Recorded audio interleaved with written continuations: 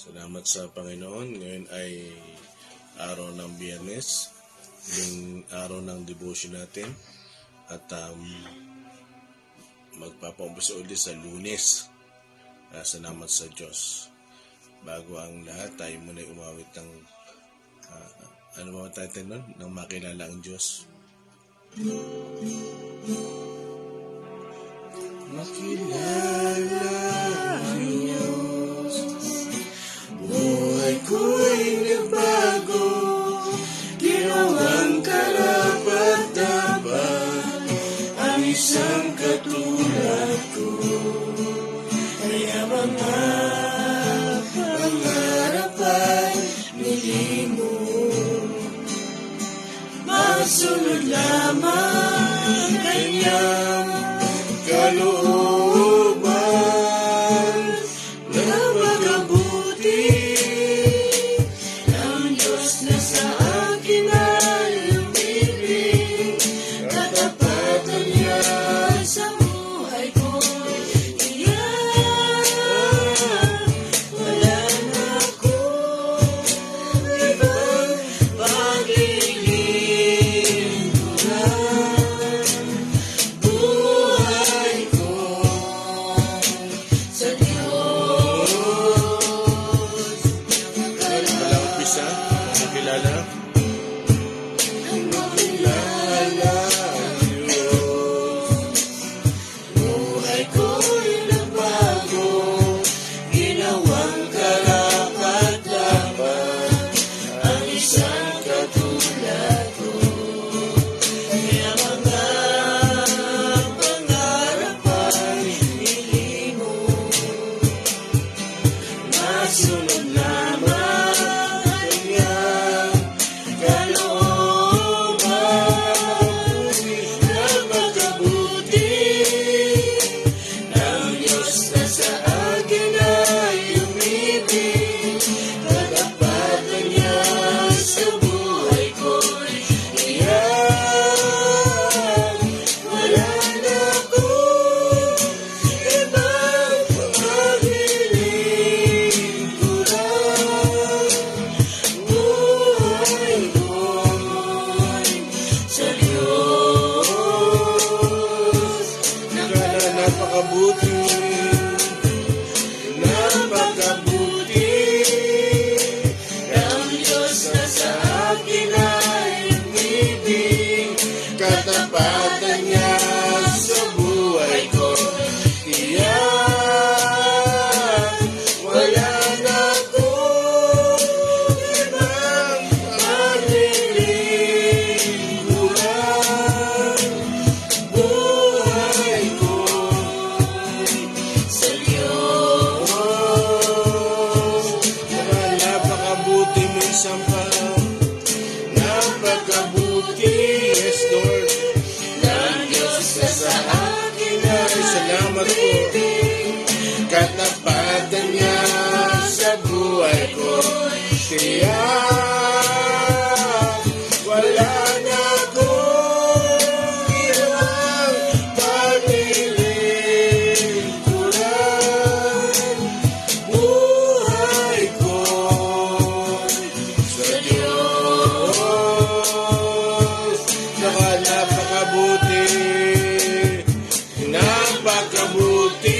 Oraban sa kandaratan. Ang Diyos na sa akin ay umibig, katapatan niya sa buhay ko.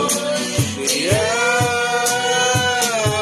wala na akong ibang paglilingkuran.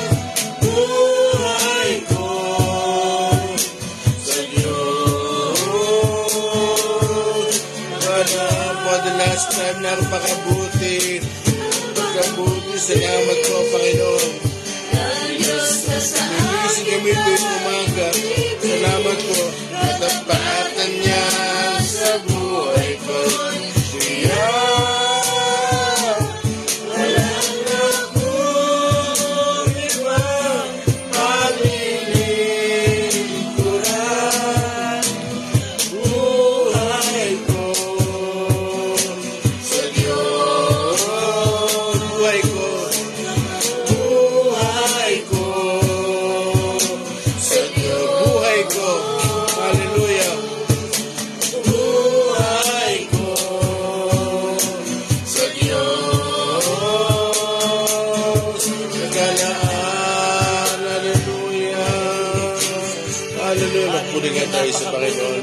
Hallelujah.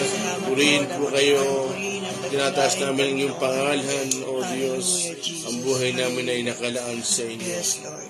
Salamat po sa inyo. Binuksan niyo ang aming isipan. Thank you. Ang katotohanan na aming nalaman, Panginoon, ay unti-unti, Panginoon, na kami ay nakakaunawa. Salamat po sa inyo. Ate Sing. Hallelujah. Praise God. Tayo po yung manalangin. Hallelujah. Purihin kayo, Panginoon. Purihin kayo, Panginoon. Salamat, Panginoon, sa kabutihan nyo sa bawat isa, Panginoon. Salamat, Panginoon, sa katapatan nyo, Panginoon. Tunay nga pong kayo ay nag-iisa, Panginoon, at wala kayong katulad, Panginoon. Lord, maraming salamat po sa patuloy na pagising nyo sa aming tuwing umaga, Panginoon. At kayo ay kami ay makapag-aral ng inyong salita, Panginoon. Lord, maraming salamat po sa pribilehiyong ito, Panginoon. Lord, dalangin po namin ang pagsamong muli ng inyong banal na spirito, Panginoon, sa pag-aaral ng inyong salita, Panginoon, sa umagang ito. Gayon din, Panginoon, sa inyong lingkod ng inyong gagamitin, Panginoon. Kayo po ang patuloy na mangusap sa Kanya, Panginoon. Buksan niyo po ang aming isip, Panginoon, para maunawaan po namin ang inyong mensahe sa umagang ito, Panginoon. Ganon din po sa bawat isa nakasama po namin sa FB Live, Panginoon. Lord, nawa ang kapahayagan niyo, Panginoon, ang aming maunawaan, Panginoon, at nawa ito ay, Panginoon, ay may sa buhay namin, Panginoon, at may ingatan sa aming mga puso, Panginoon. Lord, dalangin po namin ang pagpapala niyo sa bawat isa, Panginoon. Ito pong aming dalangin sa pangalan ni Jesus. Amen and amen. Good morning po sa bawat isa nakasama po namin sa FB Live. Good morning po kay Brother Alan Rocreo, Brother Ivan Kier Tataro, Sister Anita Katembung, Sister Vicky Joaquin, Sister Dina Toledo, Sister Faustina Fuentes, Brother Udi G. Velasco, Brother Floylin Perez, Brother Raymond Marquez Barcilla, Sister Sister Heidi Lac-Amen. Good morning po. Salamat sa Panginoon. Good morning, Brother Alan Locayo. Salamat sa Panginoon. At sige, tayo ay kapatuloy na sa ating pag-aaral. At yung text natin, 31-32. John chapter 8, verse 31 to 32. Salamat sa Panginoon. Nakakausog na tayo.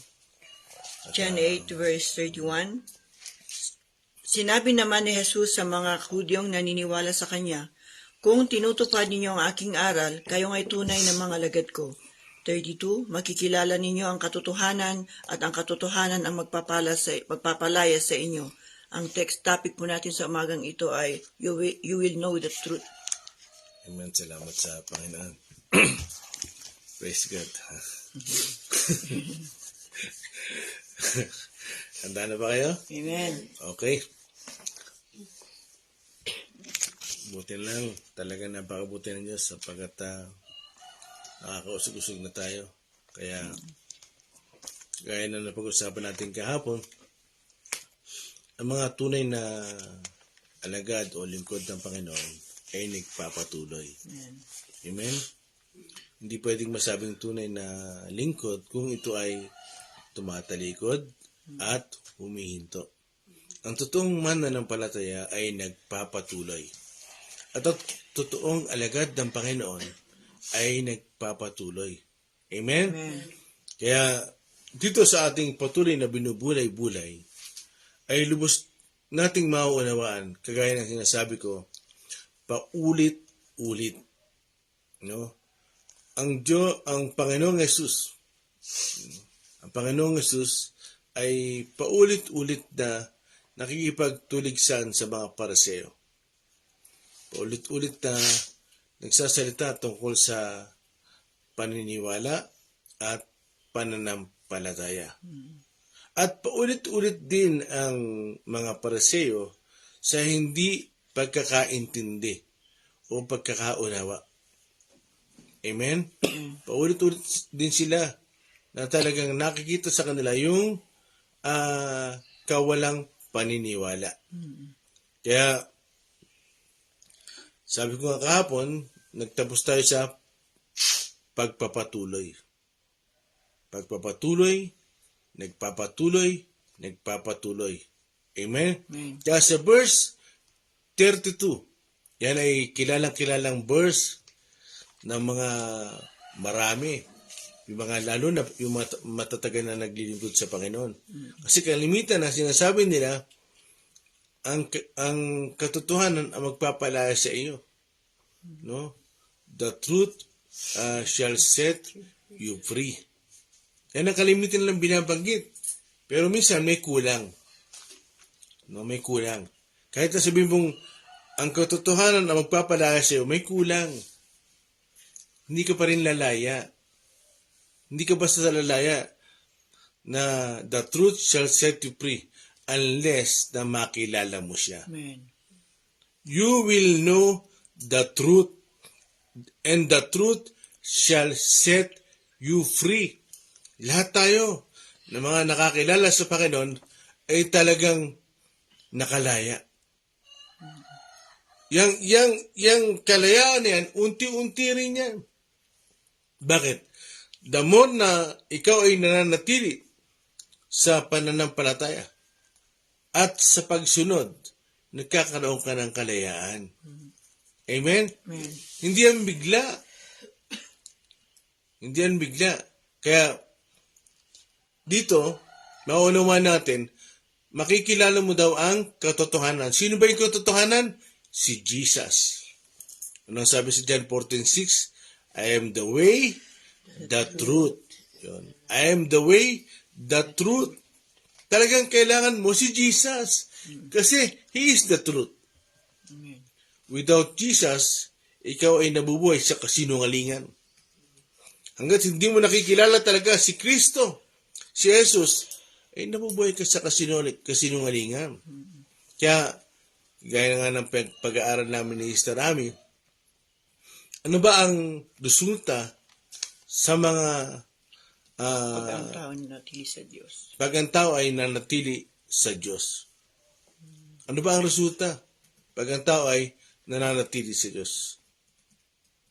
At nananatili siyang sumusunod. Hindi ito patagalan ng church. Hindi ito patagalan bilang manggagawa. Hindi. Patagalan to ng pagsunod. Napakahalaga yan. Kasi,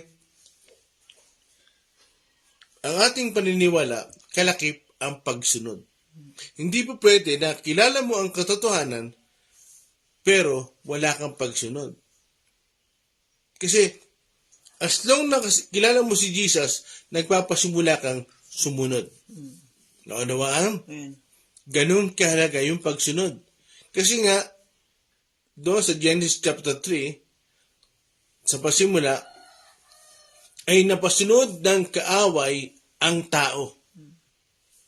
Kaya nung ang Panginoong Jesus ay nagkatawan tao, hindi siya napasunod ng kaaway. Walang nagawa ang kaaway sa kanya. Ibig sabihin, natalo niya ang gawa ng kaaway. Kaya, dyan, lagi natin ikukuot yan, you will know the truth. Makikilala mo daw. Makikilala mo ang katotohanan at ang katotohanan ang magpapalaya sa iyo. As long na ang katotohanan ay nananatili sa iyo, sa iyong katauhan. Ibig sabihin, meron kang kalayaan. As long na pinananahan o nananahan ang katotohanan sa iyo, unti-unti kang lumalaya. John 14, verse 21. John 14, verse 21. John 14, verse Dito ka, Marp, Jess. Yan, verse para makita 21. yung ano mo yun. Ang tumatanggap sa mga utos ko at tumutupad sa mga ito, ang siyang umiibig sa akin. Ang umiibig sa akin ay iibigin ng aking Ama. Iibigin ko rin siya at ako'y lubusang magpapakilala sa kanya. Yun. Ako'y lubusang magpapakilala sa kanya. Sino ang nagsasalita dyan? Si Jesus. Lubusang akong magpapakilala sa kanya. Alam niyo mga kapatid at mga kasama, gustong-gustong ng Panginoon na makilala natin sila. Sila. No? Yung ating iisang Diyos. Naalala niyo ba, lagi yung ikinukuto, nung nagpasimulang sabihin ng ating Panginoon, ng ating Diyos, na likhain natin. No? Plural yun. Hindi lilikhain ko. Hindi ang ginamit yung ko. Natin. Likhain natin. Nung nagkasala yung tao, katulad na natin. Palaisipan yan. Pag hindi mo naiintindihan yan, talagang katulad na natin. Hindi sinabing katulad na ng anghel. No? Kasi ang anghel, nung lumilikha ang Diyos, nakatingin lang sila. Witness. Tinitingnan nila yung nagaganap. Yung nangyayari. Tapos, marahil, nagpapalakpakan sila. Lumikha na ng liwanag. Ito na, nagpapasimula ng gumanda ang mundo. Kasi, nung pasimula, sabi, nababalot ng dilim. No? Sa Genesis chapter 1, verse 2. Nababalot daw ng dilim. Ano ang itsura ng mundo? Puro dilim. At ano ang itsura ng mundo pag halimbawa binabalot ng tubig? Di ba? Walang forma. Talagang pangit. Pero nung ang Diyos ay nagpasimulang lumikha, unti-unti magkaroon ng liwanag. Tapos nakakita na ba kayo ng araw na eto maliwanag, eto madilim? Yung makulimlim? Tapos yung araw lumalakad? Ganon, dahan-dahan. Kaya marahil nakikita ng mga anghel na, wow, yung pala ang forma at itsura ng mundo. No? Diba? Tapos, magkaroon ng mga ibon, magkaroon ng hayop, magkaroon ng puno. Wow! Diba? Nagkakaroon ng itsura. Kaya, dyan makikita natin, pag ang katotohanan ay nananahan sa atin, unti-unti nagkakaroon tayo ng kaunawaan. Kaya na sinabi ko, ano ba ang resulta pag ang tao ay patuloy na naniniwala sa Panginoon? Siyempre, patuloy din siyang susunod. Di ba? Pero pag ang tao ay hindi huminto sa paniniwala, sa pananampalataya, ay hihinto rin yung pagkaunawa. Sa Mateo 13:12. Matthew 13:12. Na kanino? Mateo chapter 13 verse 12. Bati ka muna pag ano. Sapagkat ang mayroon ay bibigyan pa at mananagana, ngunit ang wala, kahit ang kakaunting nasa kanya ay kukunin pa. Magandang umaga po kay Pastora Mary Chris Claudio, kay Sister Cherry Pimentel, Brother Jefferson Makalintal. Okay. So dito, pag ikaw ay huminto na sa pananalig, pananampalataya, hihinto na rin yung pagkaunawa. Kaya ano sabi dyan? Yung meron ay bibigyan pa, so makakaunawa ka. At yung wala ay kukunin pa, mawawala pa, babawiin pa. Binabawi pala yun. Siyempre, huminto ka na eh. Kasi alam niyo ba, ang Diyos natin, hindi yan bigla nakikilala kasi napakalawak yan eh. Ang Diyos natin ay hindi malaki. Ang Diyos natin ay walang sukat. Amen. Kaya paano mo siya makikilala ng isang araw, 2 araw? Paano mo sasabihin sa akin na, oy, nanampalataya ako sa Diyos, 1 linggo, nakilala ko siya? No. Diyos-Diyosan yung nakilala mo. Yung totoong Diyos, walang sukat. Kaya di ba, sabi ko sa inyo, wala kayong makikita sa Bible na big God.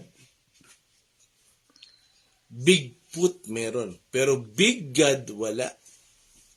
Ang nandyan ay great God. Ang talagang ugma para sa Diyos natin ay great God. Dakila siya. Kasi wala siyang sukat eh. Pwede siyang walang sukat, pwede siyang maging malaki, pwede siyang maging maliit, at maliit na maliit na maliit na maliit. Di ba? Kasi wala siyang sukat. Kaya, diyan, lubos nating maunawaan, ang pagkakilala sa Diyos natin ay unti-unti din. Roma 6:4. Roma 6:4.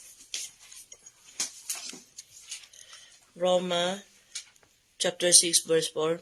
Sa makatuwid, tayo namatay na at nalibing na kasama niya sa pamamagitan ng bautismo upang kung paano binuhay muli si Kristo sa pamamagitan ng dakilang kapangyarihan ng Ama, tayo rin ay magkakaroon ng panibagong buhay. Yun. Yung panibagong buhay. Kaya simula nang naunawa natin, nalaman natin na si Jesus ay namatay at muling binuhay, no? Ay tayo rin ay bubuhayin din. Bakit? Kasi nung hindi pa natin kilala ang Panginoon, di ba? Ano ang sabi sa Efeso chapter 2 verse 1? Dati kayo ay hiwalay sa Diyos. Pakibasa nga Efeso chapter 2 verse 1. I-check nyo nga kung baka nagkakamali ako. Sige. Efeso chapter 2 verse 1. Noong unay patay kayo dahil sa inyong mga pagsuway at mga kasalanan. Yun. Nung una, sa ibang salin nga dyan ay hiwalay. Kaya, nung una, kayo'y mga patay. Ibig sabihin, hiwalay. Di ba? Kaya, simulang nakilala natin ang Panginoon, yung katotohanan ay nabuksan yung ating isipan. Kaya, nung namatay ang Panginoon at muling binuhay, anong ibig sabihin nun? Nagkaroon din tayo ng bagong buhay. Bagong pamumuhay. 2 Corinthians chapter 5 verse 17. 2 Corinthians chapter 5 verse 17. Verse 17, Kaya't kung nakipag-isa na kay Kristo ang isang tao, isa na siyang bagong nilalang. Wala na ang dati niyang pagkatao, sa halip ito'y napalitan na ng bago. Yun. As long na nakilala mo talaga, no? Yung totoong pagkakilala sa katotohanan ay mawawala na yung dati mong buhay. Kasi magkakaroon ka ng kalayaan. Kaya, dahil makikilala natin, mauunawaan natin, ang pagkakilala sa Panginoon ay merong kalayaan. Kasi, di ba, simula na nakapag-isa tayo kay Kristo, tayo ay isa ng bagong nilalang. Bagong nilalang. Bagong pagkatao. Meron na tayong bagong pagkatao. Ang dati raw, o yung patay, yung dati raw ay mawawala na. Bigla ba? Bigla ba? Yung dati raw ay wala na. At ang bago ay, pakulit muli, Angel.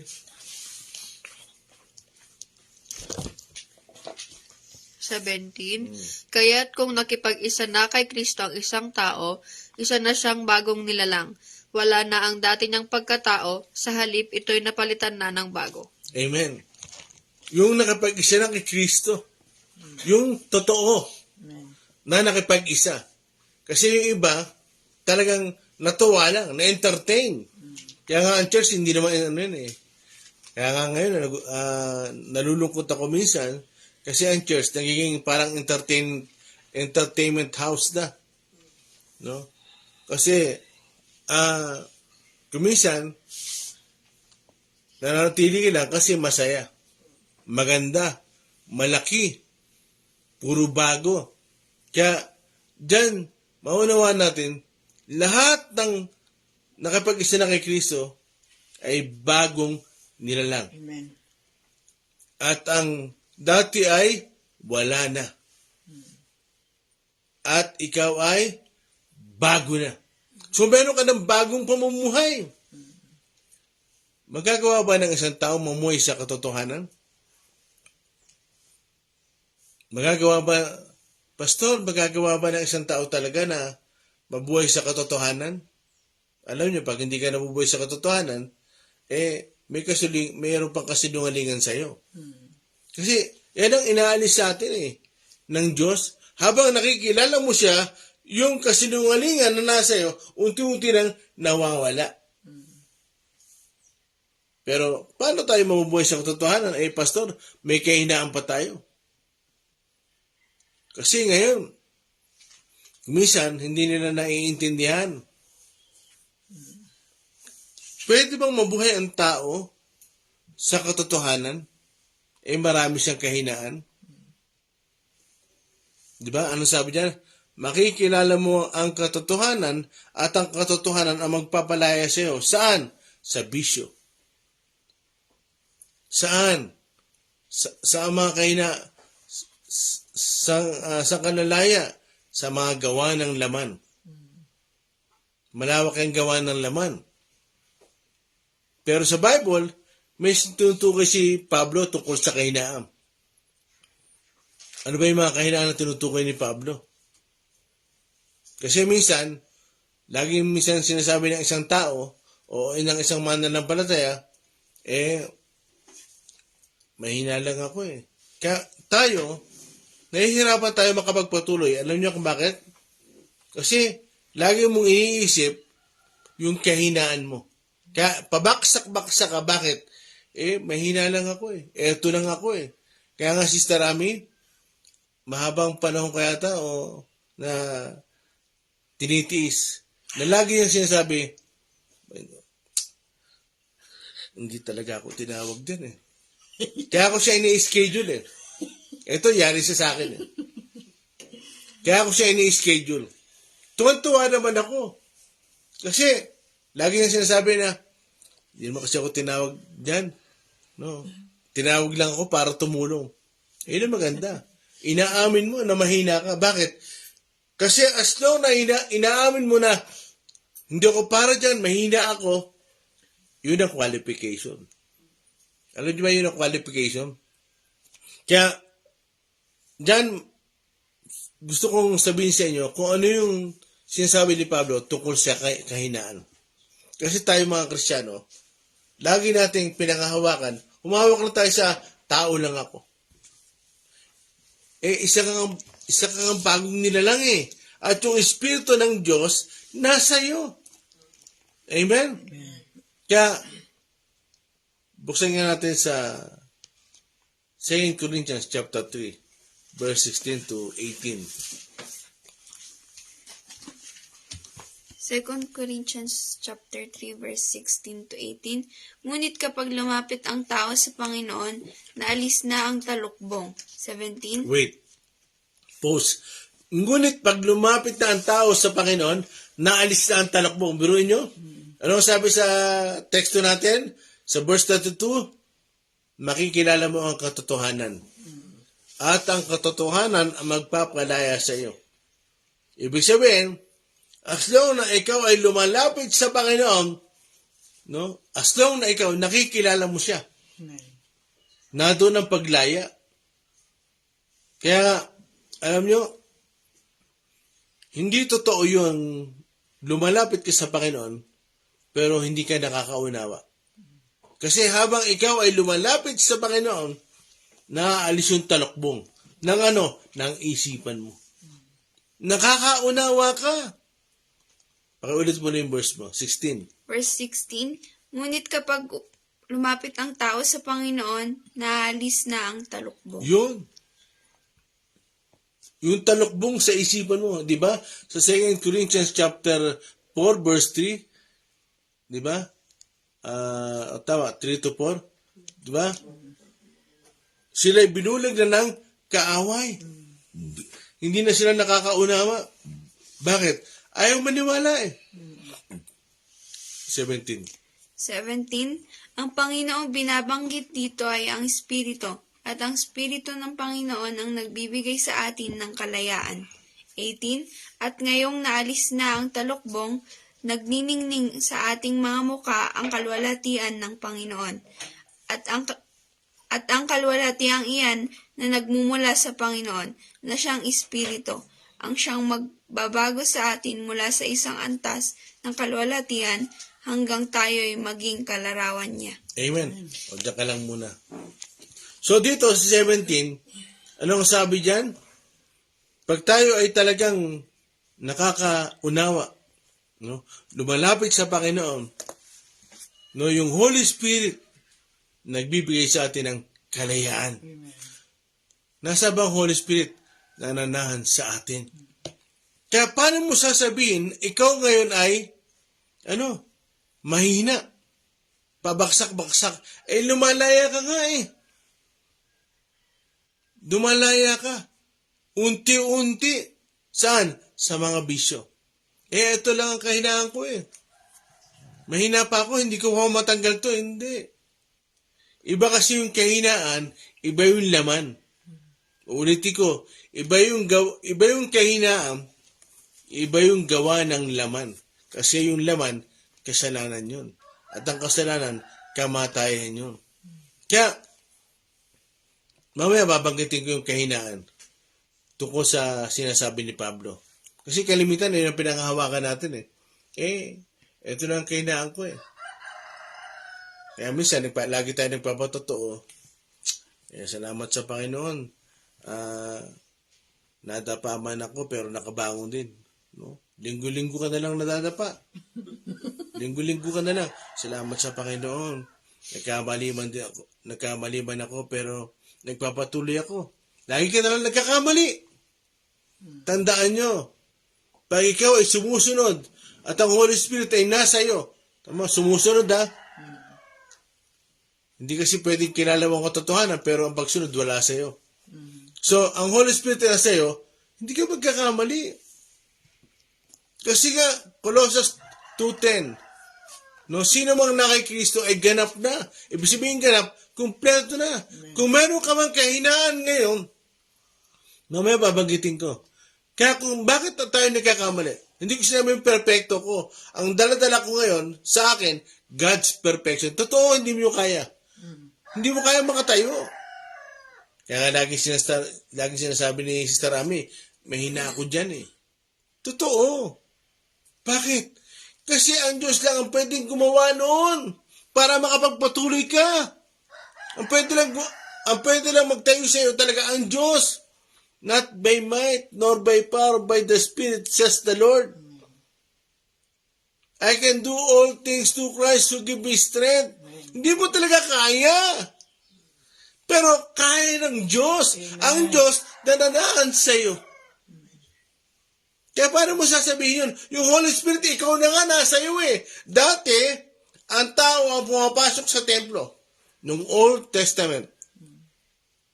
Pero nung si Jesus ay bumaba mula sa langit, siya'y namatay at muling nabuhay, pinalatan ng Diyos ang pamantayan. Ang Diyos na ang pumapasok sa templo. Ulitin ko, nung Old Testament, ang tao ang pumapasok sa templo.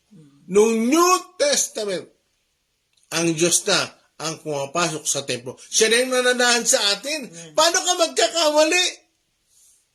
Yung katotohanan, nananahan sa iyo. Kaya pag meron ka sinungalingan na may encounter ka, hindi na tatanggapin ang katawan. No, bakit? Ang buong katauhan mo, ang nananahan dyan, katotohanan. Tutunog yan, aalarm yan. Beep! Mali yan. Amen. May nakilala kang guy. Binubola ka. Beep! Hindi totoo yun. Amen. Bola yun. Bola yun, bilog ang bola. Ang ganda mo. Pwede. Di ba? Yung alam mo, pag inilalayo ka sa Panginoon, Kasi bakit? Ang katotohanan nananahan sa iyo. Ang Holy Spirit nananahan sa iyo. Ikaw ang templo ng Diyos. Amen? Kaya, maaring mabago mo na yung testimony mo. Hindi ka na pabaksak-baksak. Nagawa ko ito sa tulong ng Panginoon. Nagawa ko ito sa tulong ng Panginoon. Kaya talagang dapat makilala natin ang katotohanan. As long na hindi natin kilala si Jesus, siya kasi yung katotohanan eh. Namumuhay ka sa kasinungalingan. Di ba? Nung hindi natin kilala ang Diyos, ang Panginoong Jesus, di ba? Ang tagal nating namuhay sa kasinungalingan. Parang ganito yan eh. Noon nagsishare ako. Sabi, hindi na namin sinasamba itong larawan eh. Inaalala lang namin siya. Pero naglalagay ko yung kandila. Pero lumuluhod kayo. Ang tagal nating namuhay sa kasinungalingan. Pero sumulang nakilala natin si Jesus, unti-unti, nauunawaan natin, natatanggal ng talakbong. Kaya sa verse 18, Daniel, pakiulit. Sa verse 18 po, At nagniningning sa ating mga muka ang kaluwalhatian ng Panginoon, at ang kaluwalhatiang iyan na nagmumula sa Panginoon, na siyang Espiritu ang siyang magbabago sa atin mula sa isang antas ng kaluwalhatian hanggang tayo'y maging kalarawan niya. Changing from glory to glory. Di ba? Unti-unti. Kaya, pag talagang ang katotohanan ay nasa iyo, no? Unti-unti nakakaunawa ka. Hindi bigla yan. Kasi, antas eh. Antas, changing from glory to glory hanggang sa maging kalarawan ka ni Kristo. Ano yun? Mukha ba? Hindi. Character. Attitude. Unti-unti hanggang sa nagniningning daw sa iyo yung glory ng Panginoon. Bakit? Bago ka na eh. Ang dati wala na eh. At ikaw'y bago na. Colossus 2:10, ano sabi? Sino mang na kay Kristo ay ganap na. Buksan nyo nga Colossus 2:10. Bago tayo pumunta sa Korinto. Colossus 2:10. Kailangan natin maintindihan yan. Na talagang dahan-dahan. Habang tayo nananatili sa pananampalataya, nakakilala tayo ng katotohanan. Colossus 2:10 din yan. Colossus Lasing pala. 2:10 Kaya't kayo'y ganap na sa pamamagitan ng inyong pakikipag-isa sa Kanya na siyang nakakasakop sa lahat ng kapangyarihan at pamamahala. Yun. Kaya hindi mo pwedeng sabihin na, hindi ako perfecto eh. Hindi ka nga perfecto. Pero yung God's perfection, nasa iyo. Yung pagiging perfecto mo ngayon, hindi na sa iyong sarili. Yun yung sinuot sa iyo ng Panginoon. Pag nakikilala mo si Kristo, yung God's righteousness, yung God's perfection, sinusuot mo. Kaya ang totoo, maraming silang maipipinta sa iyo. Pero ang Diyos, wala na. Di balik ka ng pintasan ng tao. Ang mahalaga, ang Diyos, wala na. Bakit? Yung katuwiran ng Diyos, dala-dala mo. Bakit? As long na ikaw'y nakikipag-isa kay Kristo, perfecto ka. Pastor, pwede ba yun? Maging perfecto tayo? Tao lang tayo? Maraming kainan? Salita yan ng mga hindi talaga nakakilala ng katotohanan. Tandaan nyo, gusto kong sabihin, ano ba, hindi ko ito matanggal, itong sigarilyo, hindi ko matanggal ito eh. Itong sugal, hindi ko matanggal ito eh. Itong pag-iinom, hindi ko matanggal ito eh. Hindi kahinaan yun. Gawa ng laman yun. Kaya nga tayo kailangan nabubuhay si Espiritu para yung laman nawawala. Lumalakas ang Espiritu, namamatay ang gawa ng laman. Alam niyo, kuminsan, matagal na tayong Kristiyano, pero ang totoo, yung gawa ng laman, hirap na hirap patayin. kailangan nating patayin yan. Kasi yung katotohanan, nabubuhay sa atin. At ang totoo, hindi na, yung kasinungalingan, hindi na pwede makapasok sa atin. Kaya kung nagkakamali man tayo, marami siguro pagsuway. Pero kung nakakasunod tayo sa kalooban ng Diyos, at tiyak mo na kalooban ng Diyos, malabo ka magkamali. Totoo yun. May kahinaang ipinagmamalaki si Pablo. Basahin natin. Anong oras na? Okay, basa. Abot. Tama-tama, sakto. Tansyado ko yun. Para kay Sister Amen. Talagang inilaan ko yung verse na yan para sa kanya. Kasi gusto kong tapusin na yung lagi niya sinasabi sa akin, araw-araw na lang, pag ini-schedule ko siya sa service, mahina talaga ako. Si Diyos ang tinawag dyan. Hindi ko siya binabara doon. Ang tagal kong tiniis yun. Sabi ko, darating ang oras, no? Bibigyan kita ng mensahe at talata para dyan. Ikaw ang pababasahin ko. At eto na ngayon. Kasi every time na ini-schedule ko siya para mag-preach, hindi ako tinawag dyan eh. Kahina lang ako eh. Hindi talaga ako para dyan. Hindi ako makapag-isip. Ikaw naman ngayon, tutulungan mo siya. O sige. Para lang talagang makakakbag siya. Parang bata nga eh. Makakakbag siya, inaakay mo siya. Kinatsika mo siya hanggang sa tumibay na yung tuhod niya, hanggang sa malaman niya yung katotohanan na nanaan sa kanya. Amen. At yung Holy Spirit talagang nasa kanya. Kaya yung Holy Spirit, Efeso 4:30, di ba? Don't grieve the Holy Spirit. Huwag yung saktan ng Espiritu Santo. Kaya pag meron kasinungalingan na may encounter ka, yung Holy Spirit, masasaktan. Magpapaalala siya, mali yan. Mali yan. Nangupit ka, mali yan. Pip, pip. Sino ba dito naka-experience mangupit? Amen. Di ba? Nung Kristiyano na kayo, nangungupit pa kayo? Hindi na. Pag kayo ay nangupit, kayo ay Kristiyano na nangupit kayo, di ba?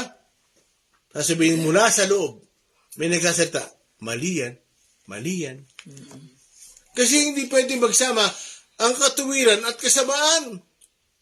Ang talagang nasa atin lang, katuwiran ng Diyos. Ang totoo, hindi mo talaga kaya.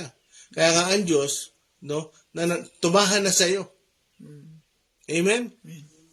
Ito, para kay Sister Rami talaga to. Umpisa ka na ng verse 1. 2 Corinthians chapter 12 verse 1. Kailangan ko pang magmalaki kahit wala akong mapapala dito. Ang sasabihin ko naman ngayon, ang mga pangitain at mga pahayag mula sa Panginoon. 2. May kilala ako isang Kristiyano na dinala sa ikatlong langit. 14 na taon nang nakakalipas. Hindi ko lang malaya kung iyo'y isang pangitain lamang o tunay na pangyayari. Ang Diyos lamang ang nakakaalam. 3. Alam kong ang taong iyon ay dinala sa paraiso. Hindi ko lang alam kung iyon ay isang pangitain o tunay na pangyayari. Tanging Diyos lang ang nakakaalam. Okay, post lang. So dito, nagkaroon ng pangitain si Pablo. Hindi niya raw alam kung dinala yung kanyang katawan o naiwan yung kanyang katawan at yung kanyang espiritu tumaas. Hindi niya alam kasi ang Diyos lang nakakaalam. Pag sinabing ang Diyos lang nakakaalam, huwag ka nang humirit. Ang Diyos lang. Amen. Kaya tuloy. Verse 4. Nakarinig siya ng mga bagay na hindi kayang ilarawan ng salita at hindi maaring sabihin ni numan. 5. Ipagmamalaki ko ang taong iyon at hindi ang aking sarili, maliban sa aking mga kahinaan. Okay. So dito, alam naman natin yung paglilingkod ni Pablo eh. No? Yung dati niyang experience, alam natin si Pablo ay Pariseo, si Pablo ay lahi ni Benjamin, at si Pablo aral sa kautusan. Marami siya ipagmamalaki. At pagdating sa pangitain, ay marami din siya ipagmamalaki. Pero ito nga yung kanyang iniiwasan eh. Yung siya yung makilala eh. Alam niyo kung nabubuhay si Pablo ngayon, hindi niya ipagmamalaking siya doctorate. Hindi siya mahilig na magsasabit ng diploma dyan sa pader. Kasi iniiwasan niya talagang siya ang makilala at maitaas. Tuloy. Verse 6, At kung ako'y magmalaki man, hindi ako lalabas na hangal, sapagkat totoo ang sasabihin ko. Ngunit hindi ko ito gagawin sapagkat ayaw kong mag-isip ang sino man ng higit tungkol sa akin Yun. kaysa kanyang nakita o narinig sa akin. Yun. Kaya dito makita nyo, no? Talaga si Pablo, maingat. Talaga ingat-ingat na siya'y papurihan. Na, dyan sinasabi ni Pablo, na talagang ganun na lang siya mag-ingat. Kasi baka mamaya siya-interpret ng tao. Uy, ang galing mo naman mag-pastor. Uy, ang galing mo naman mag-sermon. Maraming ganyan eh. Uy, ang galing mo naman maghanay ng outline. Ang galing ng verse mo. Ang galing mo naman paawit. No. Kailangan natin maintindihan, isa lang ang magaling, ang Diyos. Isa lang ang magaling, si Jesus. Isa lang ang magaling, ang Holy Spirit. Tuloy. Verse 7, Ngunit upang hindi ako magyabang sa dami ng mga kamanghamanghang mga bagay na nasaksihan ko, ako'y binigyan ng pahirap sa aking katawan na nagsisilbing sugo ni Satanas upang pahirapan ako, at nang sa gayoy hindi ako maging palalo. 8, 3 beses kong idinalangin sa Panginoon na alisin ito. Ngunit 9, ganito ang kanyang sagot. Kagandahang loob ko ay sapat para sa iyo, sapagkat lubusang nahahayag ang aking kapangyarihan kapag ikaw ay mahina. Kaya't buong galak kong ipagmamalaki ang aking mga kahinaan upang manatili sa akin ang kapangyarihan ni Kristo. Okay, pause. So dito, no, yung kahinaan binabanggit ni Pablo. Tandaan nyo, sa sinabi ko kanina, iba ang kahinaan, iba ang gawa ng laman. Kasi baka mamaya sabihin nyo, mahina ako eh. Ayoko na nga mangupit eh. Ayoko na nga manigarilyo eh. Ayoko na maglaro eh. Ayoko na nga magsinungaling eh. Minsan inuunawa na lang natin, hindi, talagang ayun ang kahinaan niya. Hindi! Kailangan niya lumaya doon. Kasi gawa ng laman yun. Amen. Nanuhan ba? Yan ba yan? Gawa ng laman yan. Palakasin mo ang espiritu mo. Yung kahinaan mo na pinagmamalaki mo wala yan. Hindi kahinaan yan. Kasalanan yan eh. Ito ang kahinaan. Yung sinasabi ni Pablo na 3 beses na raw na ipinag-pray. Ano yun? Yung mga kapintasan niya. Yung mga physical informatives niya. Yung talagang laging makikita sa kanya. Ano yun? Kaya dyan sinasabi nga si Pablo malabo yung mata. Yung kahinaan niya. Yung tinik niya sa laman. Pinagpe-pray niya sa Panginoon, Lord, alisin mo naman yan. Ang sabi ng Panginoon, sapat ang biyaya ko sa iyo bawat araw. Makontento ka na ron. Kaya kailangan natin maintindihan, hindi tayo nakapagpapatuloy dahil sa kakayahan natin. Dahil sa kakayahan ng Diyos. I can do all things to Christ who give me strength. Amen. Not by might, nor by power, by the Spirit, says the Lord. O Zerubbabel, hindi ka nagtatagumpay dahil sa sarili mong kakayahan, kundi dahil sa Espiritu ng Diyos. Amen. Kailangan natin maintindihan yan. Hindi tayo nakapagpapatuloy dahil sa ating galing, talino. Diba? Acts 14:13. Acts 14:13, yung mga apostol, walang pinag-aralan. Pero ano nangyari? Mas naging kagamit-gamit sila. Alam nyo, hindi ba siya dito yung napag-aralan eh? Maganda nag-aral. Bless ka. Pero tandaan nyo, kailangan natin maintindihan, pag ang katotohanan naunawaan natin, no? Yung kakayahan ng Diyos, doon ka na humahawak. Yung kakayahan ng Diyos. Yun na yung pinagmamalaki mo. Kaya dyan, yung kahinaan ni Pablo, yung mga kapintasan niya, mahina na yung katawan niya, mahina na yung mata niya, kasi nga, meron sa Galatia, yung ako mismo ang sumulat nito, malaki yun. Sa original. Ako yung mismo sumulat nito, kasi hindi niya kaya sumulat ng maliit. Meron siyang tigasulat, si Lucas. Nagsasalita lang siya. Pero tingnan mo, kahit malabo yung mata ni Pablo, siya yung maraming napuntahan. Siya yung maraming napagmisyonan. Siya rin yung maraming naisulat. Kaya sinasabi ni Pablo, yung kahinaan ko, yun ang pinagmamalaki ko. Ano yun? Hindi kasalanan yun. Yung kahinaan niya, yung paglabo ng mata niya, yung kapintasan niya sa kanyang katawan, yun ang pinagmamalaki niya. Bakit? Nahahayag daw yung kapangyarihan ng Diyos. Nahahayag yung kapangyarihan ng Diyos. Sa kahinaan niya, nakikita yung kakayahan ng Diyos. Sa yung kahinaan niya, nakikita yung kapangyarihan ng Diyos. Mas lalong naitataas ang Diyos. Last verse. Verse 10 ng 2 Corinthians, chapter 12. Alang-alang kay Kristo, ako'y may kasiyahan sa gitna ng mga kahinaan, mga pagkutya, mga kahirapan, pag-uusig at kagipitan, sapagkat kapag ako ay mahina, doon ako nagiging malakas. Yun. When I'm weak, I'm strong. Amen. Kung kailan ako mahina, doon ako malakas. Bakit? Nahayag daw yung kapangyarihan ng Diyos. Kaya mula ngayon, pakausap ko kay Star Ami, huwag na babanggitin, mahina ako eh. Kasi, kailangan nating malaman ang Diyos na nananahan sa atin. At yung kahinaan niyan, tinatanggal niya yan. Kung meron man tayong kapintasan ngayon, yung mga kahinaan natin, ang tawag doon, kapintasan. No? Kung minsan, pinapahintulutan ng Diyos na mangyari sa'yo. Bakit? Para hindi ka magmayabang. Hindi ka magmalaki.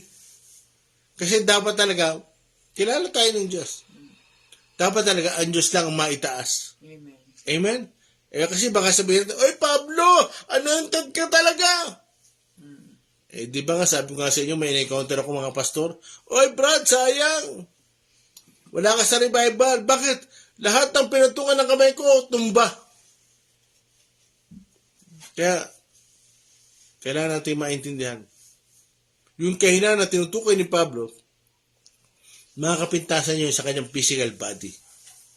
At kung meron man tayong kahinaan na laging nating pinangahawakan, like bisyo, hindi ko ba alis to eh. Ito lang yung kahinaan ko eh. Tandaan nyo, hindi kahinaan yun. Gawa ng laman yun. Kailangan kang lumaya sa gawa ng laman. At yung Espiritu ng Diyos, no, patuloy na lalakas sa'yo. At ikaw ay mabubuhay sa Espiritu. Kaya ano sabi diyan? Makikilala mo ang katotohanan at ang katotohanan ang magpapalaya sa'yo. As long na talagang nauunawaan mo, natanggal yung talokbong. Kasi nga, sabi nga dyan sa 2 Corinthians 3:17, yung kalayaan, no, ibibigay sa'yo ng Holy Spirit. Unti-unti. Kaya ano yung verse natin? Makikilala mo ang katotohanan at ang katotohanan magpapalaya sa'yo. Amen? Kaya, awitin natin yung ang makilala ang Diyos. Tandaan nyo, huwag nyo nang panghahawakan yung mga kahinaang sinasabi nyo. Ang panghawakan nyo, ang katotohanan. Amen. At kung meron man tayong kapintasan na nakikita ngayon, diyan mahayag yung kapangyarihan ng Diyos. Amen? Kaya, nang makilala ang Diyos. Makilala ang Diyos, buhay ko'y nagbago, ginawang karapat-dapat, ang isang katulad ko, kaya mga pangarap ay nilimo, masunod lamang ang kanyang kalooban at Diyos ng pagkabuti. Ang Diyos na sa akin ay umibig, katapatan niya sa buhay ko'y tiyak. Wala na akong ibang paglilingkuran.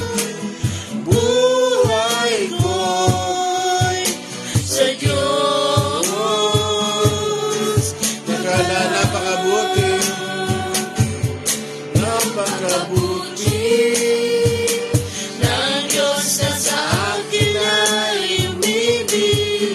Katapatan niya sa buhay ko'y tiyak. Wala na akong ibang paglilingkuran. Buhay ko'y sa Diyos. For the last time, napakabuti. Hallelujah. Napakabuti. Glory. Praise God. You will know the truth, and the truth shall set you free. Hallelujah. Praise God. Buhay ko'y iyan. Wala na akong paglilingkuran. Buhay ko'y sa Diyos. buhay ko. Buhay ko. Sa Diyos. Buhay ko. Hallelujah. Buhay ko. Sa Diyos. Hallelujah. Purihin nga natin ang Panginoon. Hallelujah. Magbigay nga tayo ng parangal sa Kanya. Glory, glory, glory. Jesus, Jesus, Jesus. Hallelujah. Salamat po sa paglaya. Hallelujah. Praise Jesus. Patawarin mo kami, Panginoon. Kami ay nakulong, Lord God, sa mga paniwala, O Diyos, na mahina ako, hindi ko kaya yan. Oh, hallelujah. Salamat, Panginoon, sapagkat unti-unti ipinapaunawa mo sa amin, Panginoon, ang katotohanan. Ate Jess, Hallelujah. Praise you, Jesus. Praise you, Jesus. Salamat po, Panginoon, sa umagang ito, Panginoon. Patunay ngang kami nagpapasalamat sa inyo, Panginoon, dahil ang mga talukbong nang meron kami ay inalis nyo, yes, Panginoon. God. Hallelujah. We praise you, Lord God. Salamat po, Panginoon. Salamat po, Panginoon. Salamat po, Panginoon. Tunay nga ito ang tunay na pagpapala, Panginoon. Amen. Ang tunay na Yes, makilala ka, Panginoon. Amen. Hindi ang anumang meron dito sa lupa, Panginoon, kundi ang tunay na makilala ka namin, Panginoong Yesus. Salamat po, Panginoon, sa mga ginawa nyo sa aming, Panginoon. Sa pag-alis ng talukbong ito, Panginoon. Lord, patuloy namin dinadalangin yung mga pamilya namin, Panginoon, na may talukbong pa, Panginoon. Amen. Lord, ikaw ang patuloy, Panginoon, na magpakilala sa kanila, Panginoon. Mga kapitbahay namin, Panginoon, na may talukbong, O Diyos. Lord, ikaw ang umabot sa kanila, Panginoon. Piliin mo din sila katulad namin, Panginoon. Amen. Salamat po, Panginoon. Salamat po, Panginoon. At pag pinili mo sila, Panginoon, at nagpahayag ka sa kanila, piliin din nila, Panginoon, na maglingkod sa inyo, Panginoon. Salamat po, Panginoon. Salamat po, Panginoon. Napakabuti nyo, Panginoong Jesus. Salamat sa tunay na pagmamahal, Panginoon. Napakabuti nyo, Panginoon. Ikaw ay dakila, Panginoon. Salamat sa kanyong kapangyarihan, Panginoon. Naway ang iyong mga salitang ito, Panginoon, ay tumanim sa aming mga isipan, Panginoon. Huwag naming makalimutan, Panginoon, ang lahat ng mensaheng ibinigay nyo sa amin ngayong umagang ito, Panginoon. Patuloy ko dinadalangin ang aming Pastor Jim, Panginoon. Lord God, patuloy mo siyang palakasin, Panginoon. Patuloy mo siyang bigyan ng mga bagong mensaheng nanggagaling sa inyo, Panginoon. Salamat po, Panginoon, ang kanyang mga sakit, Panginoon. Ikaw ang patuloy, Panginoon, na magpagaling nito, Panginoon. Salamat po, Panginoon. Ganun din sa aming mga kasama sa FB Live, Panginoon. Alam niyo po ang laman ng kanilang mga puso, Panginoon. Ikaw po ang laging sumama sa kanila, Panginoon. Salamat po, Panginoon. Sa pangalan ni Jesus, Amen and Amen. Hindi ko maintindihan sulat. Binabati po muli namin yung mga nakasama po namin sa FB Live. Good morning po kay Brother Jemiel Malaborbor, Tita Delia Laharca Pagola, hello, Tita Del. Brother Edgardo Mangalino, Sister Sharon Hemono, Brother August Miranda, Brother Ryan Belo Kwasay, Sister Cathy, Pastor Rodel de la Rosa. Ganun din po kay Pastora Ruba. Sister Crisel, Pastora Isabel Raimundo, good morning po. Brother JC Gardose, Pastor Jojo Teruel, Brother Elias Timbalga Jr. Good morning po sa inyo. God bless us all.